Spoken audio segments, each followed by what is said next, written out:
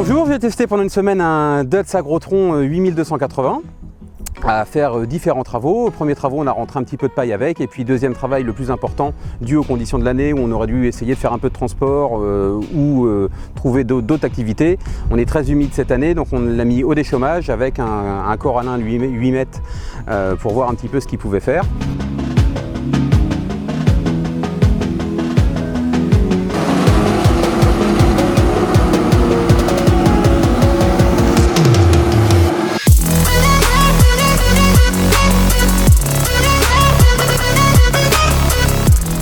Donc un tracteur de 280 chevaux qui correspond bien à ce qu'on voulait faire, un tracteur léger qui fait à peu près 10 tonnes 5 en ce moment.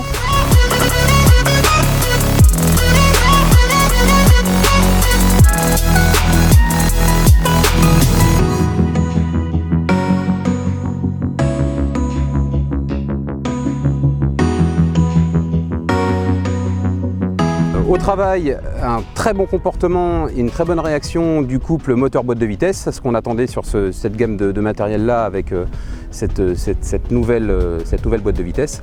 Donc vraiment très réactif, qui donne vraiment pleine satisfaction, qui n'a pas grand chose à envier aux autres marques. Pendant ces travaux, il était quasiment en pleine puissance en permanence, entre 85 et 100% de charge à tenir. Donc on a pu vraiment vérifier qu'avec un lestage faible, c'est-à-dire là 10 tonnes 5 à passer de 280 chevaux, sans masse, il patine qu'à 10%, ce qui est très faible par rapport à sa masse. Donc évidemment, il faudrait le relester. C'est ce qu'on a fait à certains moments. On a remis des masses avant, il aurait fallu le rééquiper avec des masses arrière, ce qui est tout à fait logique. Donc vraiment une bonne capacité de traction, sûrement due à son empattement. Très intéressante pour cette gamme de puissance. Donc c'est un tracteur qui est équipé boîte 60 km/h avec les freins adaptés, des gros freins à l'avant bien sûr qui vont freiner une grosse partie de la machine.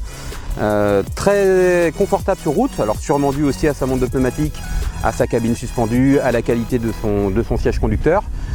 Donc très agréable, aussi très réactif sur la route avec une possibilité d'avoir un boost à l'accélération et à contrario un frein moteur plus important sur demande à chaque fois qu'on le sollicite. Donc plutôt très bien. Aurait fallu mettre une benne derrière et puis voir, mais déjà avec ce genre d'outil là on peut tout à fait se rendre compte et vraiment tout à fait acceptable. Donc bienvenue en cabine. Moi j'aurais pensé qu'on aurait pu profiter de ce nouveau tracteur pour découvrir une nouvelle cabine. Que personnellement je trouve à peine assez grande par rapport au type de tracteur. Mais c'est une cabine qu'on connaît bien, qui est bien connue dans le groupe Dutz, car c'est la même des 155 chevaux aux 340 chevaux.